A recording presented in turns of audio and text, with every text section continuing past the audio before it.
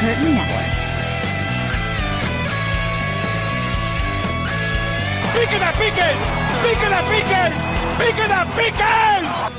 What's up, Pittsburgh Steelers fans? Oh, turn the loop off. The music. Oh my God. I had the loop off. Someone else must have hit it. I wasn't near it. I didn't touch it. All right. Welcome, Steeler fans, to a very perfect preseason finale postgame show. I'm Jeff Hartman, joined by Dave Schofield and Bryan Davis. Dave, what's going on? Hey, I kept saying it couldn't really, it had nowhere to go but down. Wrong, man. They just kept rolling. That first team, could you improve on the first two games? No. But hey, at least they kept up the status quo, man. Great stuff. Absolutely. Bryan Davis took a week off last week, but he's back. What's up, Bryan? Oh man, I am feeling it. I am loving it. And we could talk about what this means for the regular season all we want, but you know what we're not going to be talking about? We're not going to be talking about a 6-0 preseason streak like that's all they do in Purple Land. So we're not talking about that. We're talking about real football. Absolutely. And, it's funny because I was talking to Dave about something that wasn't even really pertaining to the Steelers the other day on the phone. And we started talking about preseason football. And Dave said what he was talking about on Stat Geek and how it's unprecedented. He goes, this isn't going to happen again. I was like, well, it could, but it's just not likely. The expectation shouldn't be there. And then boom, what happens? The Steelers offense goes out and they just do exactly what they've done the entire preseason. 2 drives, 2 touchdowns. I believe there was just 2, right? This week, yeah. 2 drives. And the first one started deep in their own end. It was beautiful, but let's not get ahead of ourselves here. Let's do knee-jerk reactions. Dave, you go ahead first. What's your knee-jerk reaction?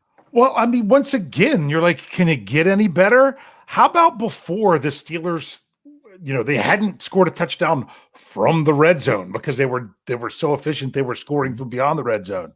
This time, first team offense into the red zone twice, 2 touchdowns. I mean, that's just another box to check off, that they still checked off boxes of things that they hadn't accomplished yet. And they continued to accomplish, but they didn't check off the, have to punt box. They didn't have to check off the settle for a field goal box. They didn't check off reach a 4th down box. It never happened. They put the ball in the touchdown zone. Yeah. They never had to ask Big Press to come out and do anything but hold for an extra point. That's right. Bryan Davis, what's your knee-jerk reaction? My knee-jerk reaction goes back to probably about 4 weeks ago when training camp was starting, and we all made the comment when I said, this team looks like they mean business. It doesn't look like a team that is, looking for shameless self-promotion. They just look like they've got a chip on their shoulder and they're ready to go. And it seemed to keep on going. And I tell you what, you guys could be disrespecting this guy all you want. When I say disrespecting, you could be, down on this guy, but I love Colin Cowherd even more for making comments like he made about Kenny Pickett is not great. Because when you make those comments, Kenny Pickett hears it. And I think he showed that he really could be great. He could be accurate. And what Mike Tomlin was saying about him in the post-game press conference was amazing. I think Najee Harris is saying all the things or hearing all the things that are being said about Jaylen Warren has passed him up. And all that. And, he goes out and he averaged 4.5 and looked pretty good. So I am getting ahead of myself, but knee-jerk reaction, this team means business. And that chip grows. And, hey, keep on disrespecting these guys.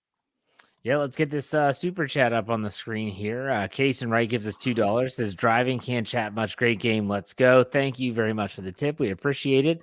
My knee-jerk reaction, everyone's talking about the offense right now, but I was really impressed with the defense. They held Atlanta to like 8 yards for the majority of the first half. I think the last drive, maybe that Atlanta, they actually got a first down and moved the ball a little bit. Landon Roberts looked like he was shot out of a cannon on more than one occasion. Just really, these guys look like they're, I think, complementary football is the best way to put it. and they're playing good complementary football. And we're going to break this game down just like we do all of the post-game shows that we do. We start by looking at the statistics. We look at the box score. We always start on offense, and we always start with the quarterback. So let's talk about the quarterback. That would be one Kenneth Shane Pickett finishes 4 for 4, 86 yards, a 21.5 average, had 2 big passes, one to Deontay Johnson on third down, the other one obviously to George Pickens, which got the ball down to the 2-yard line. He had a great game. Rating was 118.8. Mitch Trubisky finished 7 of 9 for 54. Mason Rudolph, 3 of 7 for 15, and poor Tanner Morgan, 1 for 4 with a negative 4 yards. So, all right, Dave, let's talk about quarterbacks. What did you think? Oh my goodness, he falls off the cliff again. Kenny Pickett can't even throw a touchdown, and I mean his rating plummets to 118.8. Of course, once again, I'm joking, like last week. Yeah, some people didn't get it, so I'm glad I said it last week. Yeah. So I mean, what more could you ask for? Because you rounded out the offense. It wasn't about, oh, let's see Kenny Pickett go out there and throw for a bunch of touchdowns. No, let's see Kenny Pickett connect with Deontay Johnson on a third down, dropping the ball into him. Great. Let's see him throw another fantastic ball for an even more fantastic catch from George Pickens. That's what more can you ask from him other than to say, just keep doing what you're doing when it counts. Yeah. No, that's all there is to it. I thought Mitch Trubisky looked better too. But Bryan, what do you think about the quarterback play? I thought all the way around it looked pretty good. And I realize you said poor Tanner Morgan, but Tanner Morgan does not have a chance with the way Mason Rudolph and Mitch Trubisky have been playing this preseason, but he has a chance to make a practice squad. He threw a pretty nice ball in the end zone towards the end of the game that might have put the Pittsburgh Steelers over 30, but it ended up being, the receiver was out of bounds. I believe Cruikshank, or I'm not sure. I can't even remember what his name was. Yeah, it's something like that. but I thought the quarterback play was good all the way around. There was a particular play that I'm gonna kind of hold off and mention a little bit later when we talk about the receivers. But one that really stuck out to me, and Mitch threw a ball and converted a third down towards the end of the first half. I'll talk about that a little bit later, but really, I like the way that these guys conducted themselves all preseason, especially tonight again. Yeah, and I think about Tanner Morgan, and when you look at last year with Chris Oladokun and the way that he was handled as the fourth quarterback, and Tanner Morgan got a lot of snaps this preseason. And I think Mike Tomlin on more than one occasion said more than they were technically planning for, based on the fact that when your starting offense goes out against Tampa Bay, 1 drive, 1 touchdown. Okay, get off the field. Buffalo, 2 drives, 2 touchdowns. Okay, we were going to play a little bit longer, but get off the field. And then you go into this game, 2 drives, 2 touchdowns. All right, what the hell? Get off the field. Let's get him out there. So you have Tanner Morgan getting some very valuable reps. Will it equate in a practice squad spot? Are you talking with the Steelers or just in general? I'm thinking more Steelers. I don't see a need to keep a quarterback on the practice squad. No, and people talked about this last year and other years. Your third quarterback, now that even though they'll be inactive, but will be in uniform, you're going to even have a bit of a need to try to get them at least a couple snaps in practice, perhaps. I don't see what a fourth quarterback does. I don't see teams keeping quarterbacks on the practice squad across the NFL, because the only ones that normally did were ones that only kept 2 on the 53. You can't do that if you want to dress the third. I think you're going to see 3 on the 53, and it's going to be very rare, other than maybe needing a quarterback to specifically emulate a particular quarterback in preparation, like the Steelers sometimes do to prepare for the Ravens. I don't see you going to see. I don't think there'll be many quarterbacks on practice squads this year. You're probably right. Okay, let's talk about let's leave the quarterbacks for a second. Let's go to the pass catchers. So we're talking about George Pickens, 1 for 35 on 1 target. Deontay Johnson, 1 for 33, 1 target. Connor Hayward, 2 for 27 on 2 targets. And then a bunch of guys with single digits. It really, after the starters left, it definitely turned into a ground game. You could tell that Mike Tomlin was just trying to probably end the game. Let's get out of here without any injuries. But in the meantime, pass catchers, Dave, what did you think? Nothing stood out in a bad way in the top units, not just the top unit. I mean, my goodness, only 2 people had more than 2 targets, and that was running back Greg Bell had 3, and Cruikshank had 3 and didn't catch any of them. That's all. They spread the ball around, and the Steelers seemed to only throw the ball almost when they had to in this game. There seemed to be a little bit more focus on the run game, but yet you got quality play from your receivers. Bryan, what are your thoughts on the pass catchers? Well, you know what? There was not an incompletion thrown until, and I know this is the passers, but bear with me on this. There was not an incompletion until late in the second quarter, and that was a very good play made on the receiver. Right there. But everything else that I saw from these guys, they're catching things that are coming their way. You don't feel like you're having you feel like this receiving unit has grown, and they answered one of the questions too, and they're scrappy as well. You know, the big question was, can the Pittsburgh Steelers do anything but that dink and dunk Matt Canada short game? And I think they've proved it a lot this year. I mean, when I'm watching before the game and I'm seeing criticism about Kenny Pickett, and the only criticism is, well, we haven't really seen him throw in a 2-minute drill. But you got to see him throw in a 92-yard a drive to start the game after they got put back, and those receivers had a lot to do with it. I saved this from earlier. I loved the way Gunnar Olszewski played on that. It was 3rd down. Oh, that was a great move. He battled for the sticks. Yeah. And, you know, and I think it's time to kind of put those 2 fumbles from last year on kickoff returns out of your mind and see that this guy has come back with a lot of fire and intensity, and as a 5th or 6th receiver in different options, that's something you can get excited about. The other thing with the pass catchers, and I've noticed this entire preseason that there's a concerted effort to get Connor Hayward the football. And he's doing everything with it. He looks very good as a receiver out there too. There are so many weapons in so many different ways. If this guy's covered, this guy's got to be open. I mean, it's going to be hard to double cover any of these guys.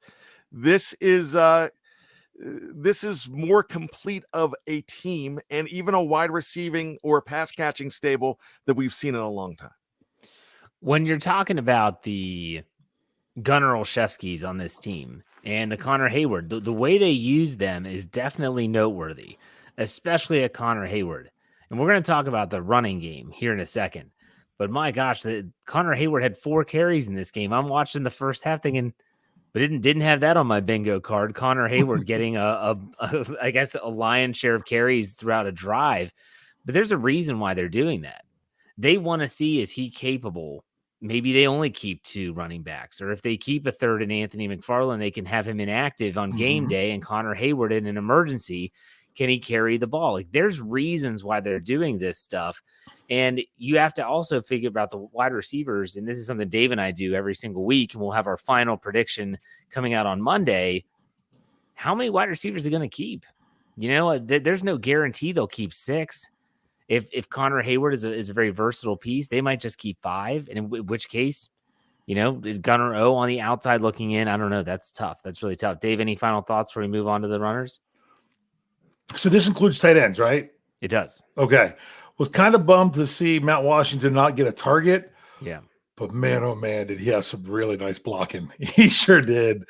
Several instances. Now, I mean, there's the occasional one that gets through. I mean, Zach Gentry whiffed on a block too, which caused a run that I thought up the middle. At first I wanted to blame on the line, but no, it was Gentry that let his guy beat him to the inside. But that's sometimes tough for a tight end. But man, that guy had some nice blocking. Yeah. Bryan, any final thoughts here before we move on to the running game? I'm pleased. I am definitely pleased with all the receivers. All right. Before we go on, I do want to ask you all, were you all kind of bummed that Atlanta didn't play any of their starters, Dave? I mean, of course, because you would have liked to have seen the Steelers do the same thing against their ones. But once again, you're in the preseason, you play the nameless gray faces, Yeah. whether they're a 1 or whether they're a 6 across from you. You just got to go out there and do your thing. And that's what's encouraging, is that the Steelers did their thing regardless of who was lined up against them. Bryan, what about you when you heard that the Falcons were going to be resting their starters?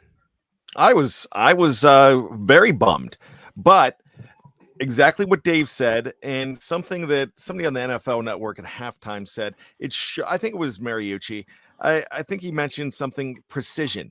Yeah. You got to see the Steelers be precise and carry out their game plan, and it really doesn't matter at that point.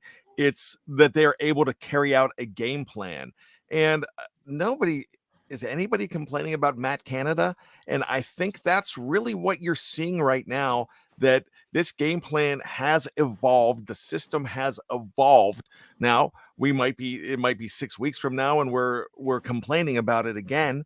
But right now you can see that this is a much different offense than what we've seen. So everything that we're talking about on offense, I'm pleased with, and I'm excited because they changed the narrative of what everybody thought they were on offense and thought they were going to fall back into being again, to being more of a complete offense. And there's explosive plays. When you're being able to throw downfield, there were some deep balls in this game and they were completed. And Kenny was 8 for 8. Mitch at one point was 6 for 6 until the incompletion. Wow. This is a different passing game. When I thought about the Falcons, everything Bryan you said is accurate. I mean, when I thought about the Falcons and I saw the report before the game that they were resting their starters, I kept on thinking about how the Steelers are viewing Kenny Pickett going into year 2 and how they're like, we need to get this guy reps. We need to get him plenty of looks in the preseason. We want to get him in rhythm. And then on the other side of the field, you have Desmond Ridder, who was drafted in the same draft class, not in the same round, but in the same draft class, who did not play as much as Kenny Pickett last season. And they're just giving him the whole game off. I'm like, man, this is just talk about two different approaches. There's not one right and what wrong. And Mike Tomlin after the game said, I don't care about what the Joneses do. I just care about what my team does. And they went out and they did the job. So good for them. Occam's Ox gives us $1.99. He said, as buttoned up of a preseason as I've ever seen. Yeah. Yeah, that's a good way of putting it. It really is. Absolutely. And then Leo gives us $4.99. There's no message. Now, if Leo follows up, I'll bring it up. Follow up with your next comment, and I'll bring it up, Leo. Thank you for the tip. We appreciate it. So let's go to the running game. We talked about how this was a very running-focused game based on the fact that it was 24-0 at halftime. Just happens to be the final score of the game. Anthony McFarland leads the Steelers. 10 carries, 55 yards. Xavier Valade, 7 for 26. Mitch, 1 for 24. Najee Harris, 4 for 18. Jaylen Warren, 2 for 14. And then a whole bunch of guys less than that. And like I said, Connor Hayward did get 4 carries for 11 yards. So, gentlemen, what did you think about the running game? We can throw in the offensive line here as well if you'd like. Dave, we'll start with you. To me, what really sums up the running game, I'm trying to find it specifically, is on that first drive that the Steelers had, that you had Jaylen Warren for 6 yards, then Najee Harris for 12 yards. Like those back-to-back, chunk runs of those two guys. That was after the next 2 plays after the Deontay Johnson patch. You could tell they were really wanting to work a little bit with the run game, and it paid off. So it wasn't perfect because there was a run for no gain in there, but my goodness, you saw it from various running backs at different points of the game. I don't have the concerns that I did last week when you're like, oh man, the running game after with the next offensive line just wasn't the same. It wasn't as much of a fallout. No, trust me, it wasn't the same as it was with the number 1 guys out there, but it wasn't as stark of a difference as we saw last week. So, I mean, in all, looking at those numbers, good stuff. Yeah, For sure. Before I throw it over to Bryan, Master P gives us $4.99. Hey, if you guys didn't get the comment in, get it in. We'll Hold get it on. up on the I screen. know we got one from that. It skipped on Leo. me. Hold on. Did we get the Leo one? Leo Canales got in. Yeah. Okay. Well, Okay. I've got the Master P comment. All right, The next one up here. Let's get Leo up first.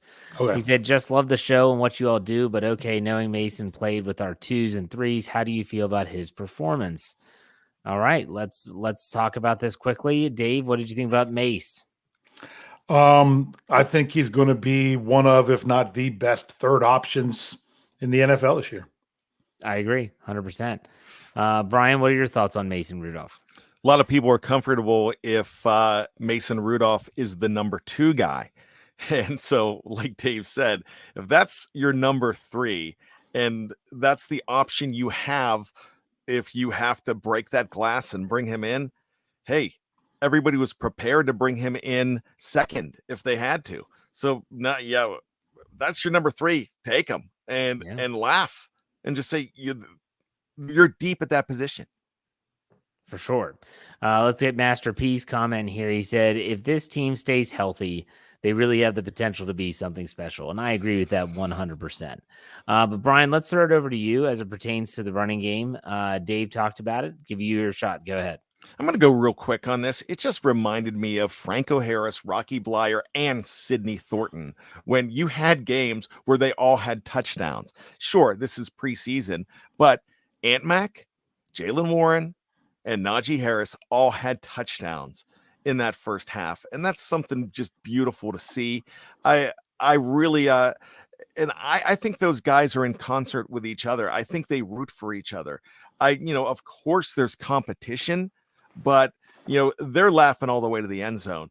It also reminded me, I just said it reminded me of those guys, but it also reminded me in that magical season of 2005 when you saw Jerome Bettis, Veron Haynes, and Willie Parker all doing that high step during warmups, and when they were always all together. It just seems like this is a very cohesive unit as well. And you're deep there. You don't want any one of these guys to go down. But if they go down, if you have one of those surprises like you had Monday night in November in Indianapolis, that the other guys can do the job as well. Running game definitely looked a lot stronger. I was very critical of it last week. Like Dave mentioned, after that Jaylen Warren 60-plus yard touchdown run, I felt like it kind of inflated the numbers more than it actually was. But this was a good rushing performance. But Dave, let's finish up the offense, talk about the offensive line, whether it's pass pro, whether it is run blocking. What were your thoughts? Well, I'll say this. I thought Broderick Jones had his best game of the preseason, and I thought he did well the other two. A lot of people wanted to read into the fact that Dan Moore Jr. was out there at right tackle with the second unit. I'm not looking into that because you have to have a tackle on the 53-man roster that could play either position. So you had to do that. I'm not looking into what they're going to do there at all. I just think it's great that they have good options at tackle. James Daniels not playing in this game was surprising. Coach Tomlin said afterwards it was a day-to-day issue. I hope that's the case. But as much as we were all over him the last two games, Kendrick Green did just fine out there right guard with the first unit. He was not the liability that he was the last two games. So I'm going to call him out when he plays terrible, and when he doesn't, I'm going to say that he doesn't, and he didn't. So that's interesting. He actually, kind of got himself into the mix if he's going to be available at multiple positions on the offensive line. We'd written him off the 53, but then you turn around and do something like that, you got to at least get back into the conversation. But other than that, I was satisfied with what the line was doing. I mean, especially with the ones. Isaac Seumalo you talk about an ad in free agency. My goodness. The only thing that he can do different now is to do it during the regular season because he hasn't had a chance to do that yet. But my goodness, the two games he's played, it's been really something. He is a technician for sure, Sayamalo. Bryan, what was your thought on the offensive line? I thought very solid, thought very cohesive. They were 5 men that acted as one. There, it was like moving parts. You know what it reminded me of? Foosball. They were a foosball team out there, and when they're all moving as one, you've got to enjoy that. So I'm not talking water boy and Kathy Bates saying foosball, Mrs. Boucher saying foosball. You're gonna lose all your foosball games and your foosball friends. But that's a good foosball team to have when you are one unit. I mean, when it's 5 guys acting as one, that's winning football, and I hope it continues. Absolutely. Let's get this super chat here on the screen. Tom Muir, or Tom Plays Games, gives a $3. He said, not $3 for 3 wins. Not yet. But we appreciate the tip no matter what, Tom. Thank you very much. All right, folks, we're done with the offense. We're going to take a quick break on the audio side. You're going to want to stay tuned because when we come back from the break, we have some details on a really freaking awesome giveaway that we are doing at Fans First Sports Network. If you're watching live on Facebook, YouTube, or Twitter, don't go anywhere. We're not going anywhere. We'll be right back.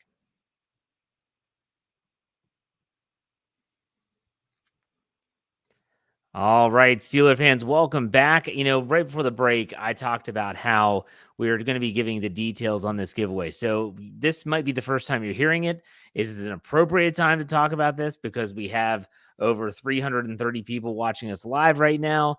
And the giveaway is pretty simple, but it's also really awesome. What Fans First Sports Network? We are a part of Fans First Sports Network. In case you're someone that does not pay attention to what we do in the offseason, well, we are no longer a part of that old site, that old group, that old community. We have started a new entity of Steel Curtain Network at Fans First Sports Network. So listen, you're a fan of an NFL team. You're all here to talk about the Pittsburgh Steelers. Well, Fans First Sports Network is giving away 4 free tickets to any Week 1 NFL game of your choice, valued up to $5,000. I will say that again. 4 free tickets to any Week 1 NFL game of your choice, valued up to $5,000. So let me break this down for you. We all know what Week 1 game you would want to go to, right? You'd want to see that home opener, the first time since Antonio Brown karate kicked a punter in the face at Acrisure Stadium. You could get the most expensive, maybe some really premium seats for upwards of $5,000 for free. What do you have to do? Go to contest.fansfirstsports.com, fill out the appropriate information. That's it. You're in. Go check it out. Again, contest.fansfirstsports.com. Fill out the appropriate information, and you are entered. You can enter up until September 4th. September 4th. It would be pretty cool. We can't win it because we're a part of the company, but it would be pretty freaking cool if a Steeler fan won it and got to get some pretty sweet seats for that game in San Fran. Dave, what are your thoughts on the giveaway? Anything? That's as big as you can get from anything that we've ever been associated with. Yes. Yeah. Hey, for those of you that say it, oh man, I really wish you could win that. What else you doing? Yeah, we will do the survivor pool again later on. We'll get to that later, but this is a huge thing. This is huge. There's no reason for you to not go there right now and enter. I mean, come on, people, get to it. Yes. Bryan, what are your thoughts? Anything? Those are pretty good seats too for $5,000. So absolutely. I really think that this is something that, man, I almost put in my resignation with Fans First Sports Network just to join this. And then I realized that I'd probably lose, but I just thought about something like we win. We all win here at Fans First Sports Network with all of you joining in. But remember, Steeler fans, just, join like crazy. Go ahead, enter like crazy. Get in there and enter. Do you want a Browns fan winning it? You can. Ugh. Do you want a Bengals fan? Yeah, they can do it. We've got a Bengals affiliate. We at Fans First Network, we have a Ravens affiliate as well. And that's great because they're all a part of the family, but we know what Steel Curtain Nation is all about. So go ahead in and represent like crazy. And for those watching us live, you can see that web link right there at the bottom of the screen, scrolling across contest.fansfirstsports.com to enter. All right, let's get to some super chats here. Andrew Palladino gives us $9.99. Same as the last game. The first 10-ish minutes of this one was flawless, play after play. I couldn't believe what I was watching. The dog cam caught all of my reactions. Stay tuned for a compilation. That will be pretty good. Could we put that on the Fans First Twitter if you send that to us? Sure, if he sends it to me, I'll absolutely share. Yeah, for sure. And let's go to Tom Muir again. Gives us $5. He said the stats say we aren't the champs unless history changes, but we changed history in 2009. So there is that. Here we go, Steelers. Here we go. I'm looking forward to this season. I really am excited. This is a tough layoff, a really tough layoff, but still, it is what it is. We're going to be ready. We'll have everything for you right here at the Steel Curtain Network. All right, let's talk about the defense. They pitch a shutout.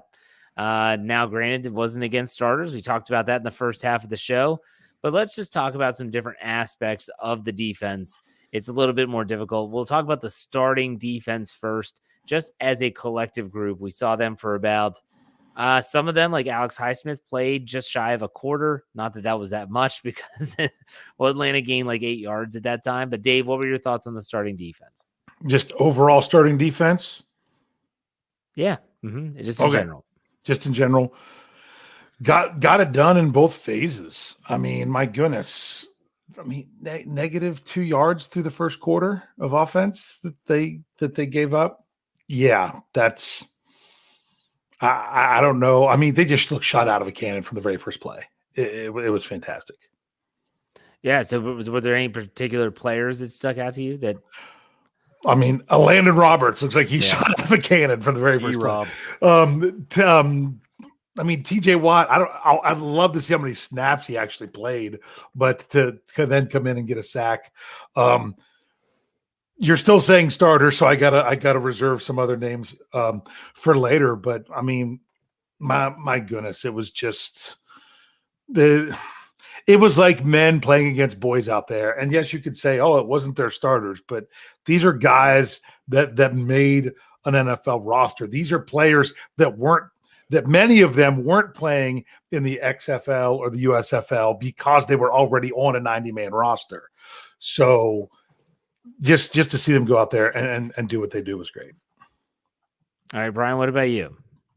So in 6 quarters of play, and I'm just talking about first half alone, they gave up 7 points, and they really didn't give up 7 points against Buffalo late in the second half because there was a very short field to deal with because of a turnover. So, I mean, they basically pitched shutouts the entire way.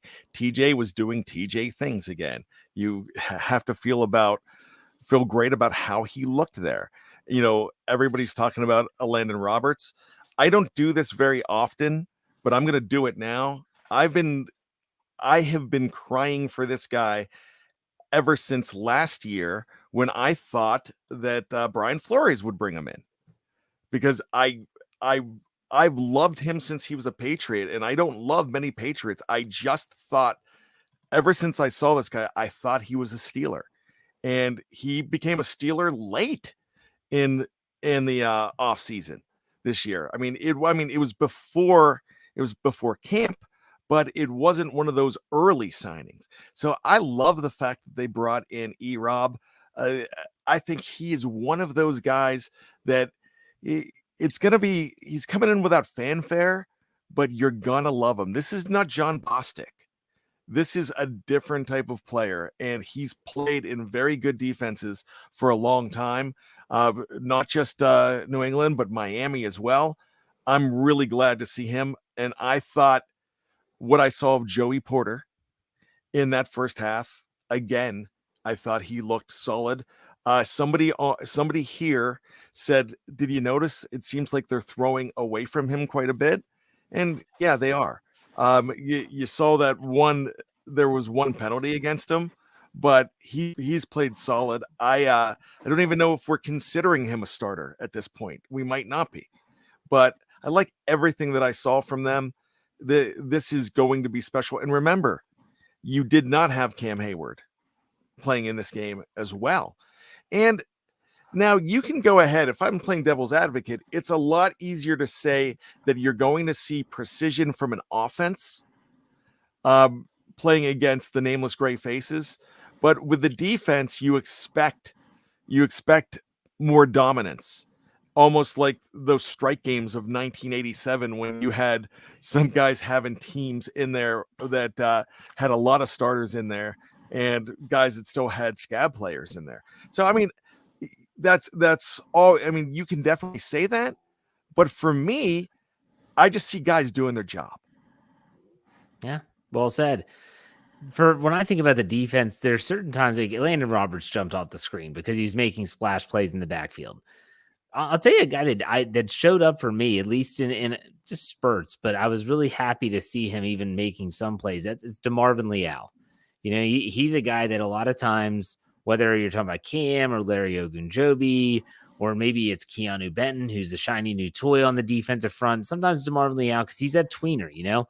He played on the edge last year, and Dave talked about this a lot in the offseason. How do they view DeMarvin Leal? I've seen him have some really nice plays this year. I think it's great. Isaiah Loudermilk has looked better. The depth there is real, and Mike Tomlin talked about that in his press conference it was Tuesday this week, that he talked about how, hey, look, if they have tough decisions to make, that means they put together a pretty good 90-man offseason roster, and they're going to have some tough decisions to make. But I was impressed with DeMarvin Leal. Let's talk about some of the other players, though, that might have had a pretty good performance that need us to discuss them in some way, shape, or form. When you talk about a player like Nick Herbig, continues to make plays. He had 3 tackles, 3 solo, 1 sack, 1 tackle for loss, and 1 quarterback hit. A Landon Roberts stat line, he had 2 tackles for losses, a very mirrored stat line there. The Steelers eventually had a total of 5 sacks, and they took the ball away at critical times. So, we can talk about specific players. Let's talk about, preseason is so difficult because it's really just, it's kind of like a mixed bag of goods into what they're facing and all that stuff. So, Dave, is there any other players that you wanted to mention on the defensive side of the ball as it pertains to guys that played well, areas of the defense that you thought did better than expected, anything at this point? Go ahead. Well, I thought it was interesting that the Steelers only had 1 pass defense, and that was the one that Shannon Sullivan knocked down at the line of scrimmage. But there was something that I put out there on Twitter when it comes to something with the Steelers. A lot of people were talking about the battle for slot corner between Shannon Sullivan and Elijah Riley. I don't think it has to be an either or on the 53-man roster, because Elijah Riley's not a cornerback; he's a safety. And Shannon Sullivan's a cornerback. By having one be one and one be the other, you're not having 2 of your cornerbacks being just slot guys. Pulling one from each place actually makes it to where there's room for both players on this team. But I mean, some of the times when it comes to the secondary, you're not seeing guys making plays is a good thing, like a Patrick Peterson out there doing his thing and not having to make a play because they're not even getting the ball in his. I mean, my goodness, the one time it was at the sideline. He almost even had a interception, but it was already out of bounds. Things of that nature. So I thought it was good team play all around. Okay, what about you, Brian? Talk about the defense. Everything that I saw, I was just impressed with. And then when we get into other players, that aren't starting, but everybody wants to talk about it, so I'm just going to say it. Yeah, Nick Herbig. And sure, he had a sack, but one thing where he didn't make the play, there was something that I noticed with Herbig on that defense that shows me he's going to be special, is he has great closing speed. He had one right after his sack.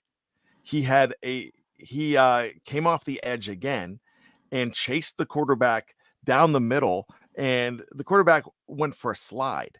And it was funny because he just he almost got him, and he was coming off the edge, and he was evaded, excuse me. And then next thing you know, boom, He's so close to making that tackle too. If he didn't slide, he would have tackled him because he was closing in on him.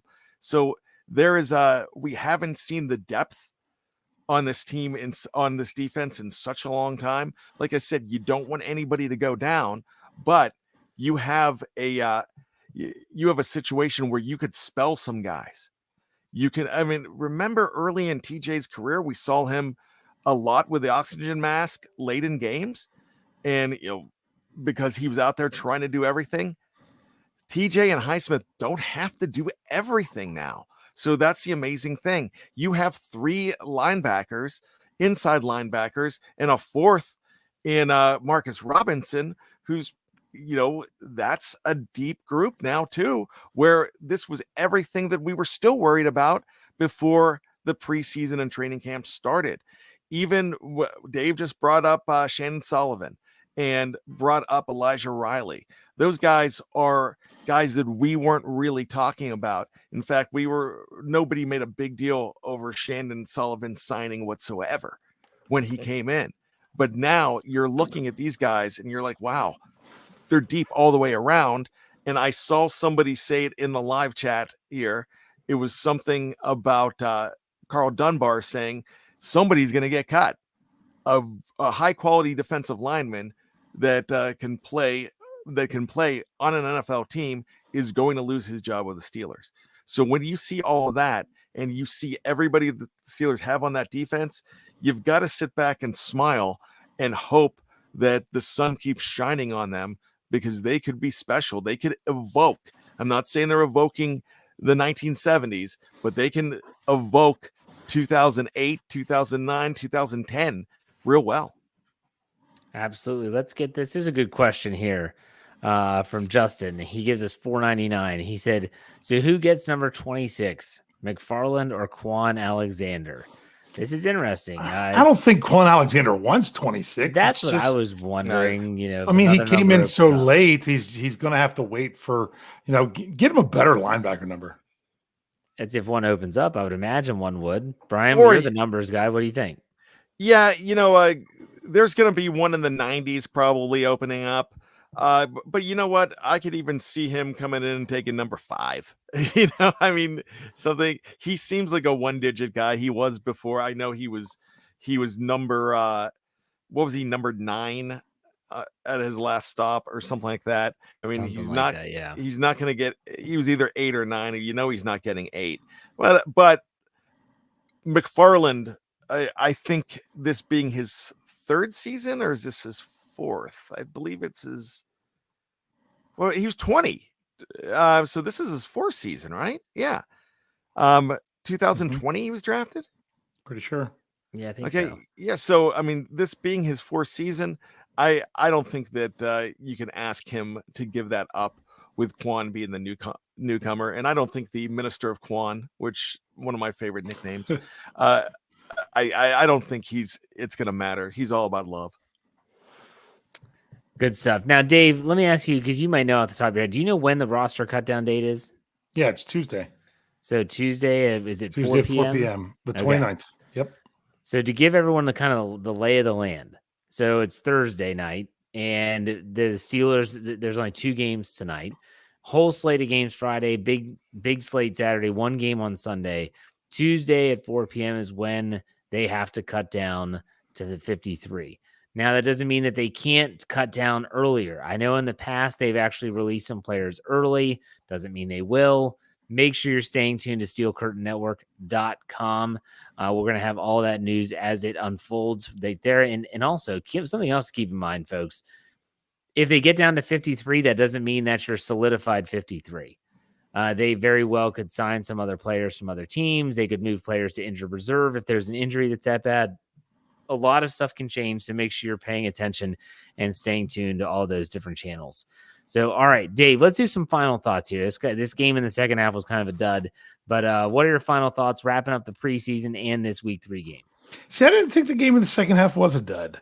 If you're looking at the offense, but my goodness, it was still exciting to see that defense go out there and have something to play for, to pitch this shutout. My goodness, this team as a whole over the last 2 games gave up 7 points.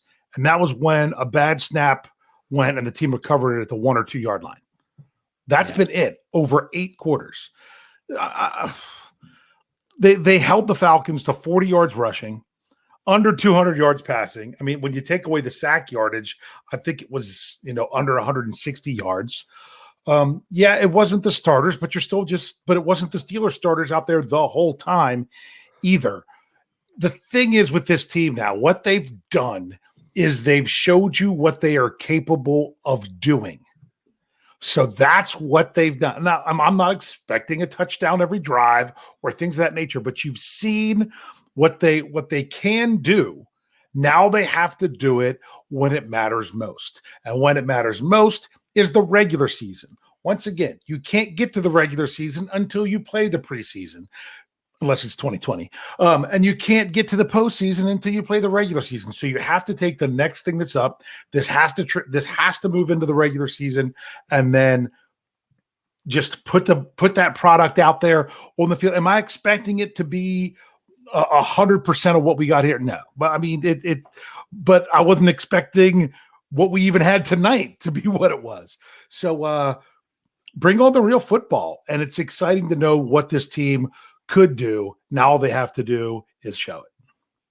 Very good. Bryan, final thoughts on the preseason and this week 3 game. Jeff, Dave, listeners, preseason was all about answering questions. And I think a lot of questions were answered over the last 2.5 weeks, or I guess we call them 3 weeks now. 3 weeks. So with that, here's what you need to know was answered. Question number 1. Can Kenny Pickett make that leap from year 1 to year 2? Kind of looks like he has already. Of course, this is all prefaced with we've got to see what they do in the regular season, and Dave just said that.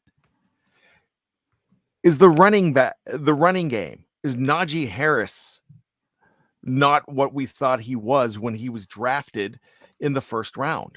Is Jaylen Warren the better running back? No. They're both really good. You have very good running backs, and you have a third one in Anthony McFarland that if he doesn't make this team, man, you're hoping that Omar Khan has a deal lined up to trade him, because, I mean, he's going to get snapped up in a hurry. He has been wonderful. Can Calvin Austin come back from an injury? Well, they finally have a punt return game too. Even if he doesn't catch a single pass, you know this guy is going to be absolutely dangerous for this team in some way. Inside linebackers, that has been answered. Joey Porter Jr., that has been answered. There are no questions where, I don't know. Let's hope it gets better once the season starts. There is none of that. None whatsoever. So all of those questions that you have, when you feel that you have them answered going into the regular season, the big question is, can they keep it going? The biggest question is, are they for real? We can't really say that, but plus 54 point differential makes you think that this is for real. And the guy we're not even talking about because he's hardly playing, but when he's in there, that one catch that he gets on one target, Deontay Johnson looks like a superstar on first drives and even second drives if he's in there. So everything that we have asked is being answered. And so far the answers are, wow, they look for real. So that's what I wanted out of this preseason. I don't think I've ever left a preseason this encouraged before. And I'm talking Super Bowl years, because there's been a lot of preseasons when they lost a couple of games, and we know it's not about the losses, but when they hardly put up points. When the offense is putting up all of these points, and remember, the defense put up 0. The defense did not put up points. And when you're seeing a 92-yard drive, when you're seeing long plays that you don't see a lot of, that's when you get encouraged. So I'm done talking.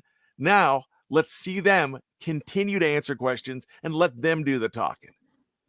All right, let's get Tom here. He says Tom plays games, gives us $2. Thoughts and prayers. I owe you all $1 in 17 days. Here we go. I hope you owe us $1 too, Tom. That would be a great way to start the season. So there you go. We're all fired up. Make sure you check out Steel Curtain Network, not just the website, steelcurtainnetwork.com, but all of our podcasts. Check out my Winners and Losers podcast tomorrow morning at 9 a.m. You'll also get a weekend with the homies, State of the Steelers. The Sunday Q&A will be there. All that great stuff will be right there for you wherever you get your podcasts. And then make sure on Monday you're ready to get that full slate, that full weekly slate again as we get you all geared up for the regular season. Here we go. Let's get another from Andrew Palladino, $4.99. He said, this sign-off is for Bryan. May the great master of all the Steel Nation be with us until we meet again. Good night, Steeler fans. Thank you for the tip. Couldn't have said it better. That is it better myself. That is an ode to scouting as well. There you go. I've never been one, so I wouldn't know. All right.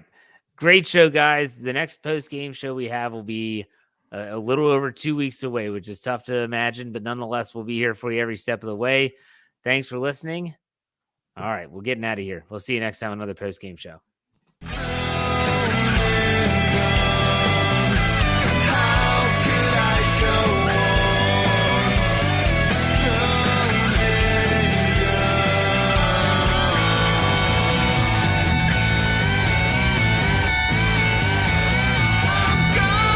Curtain Network. Get it. Everybody else gets a little tight.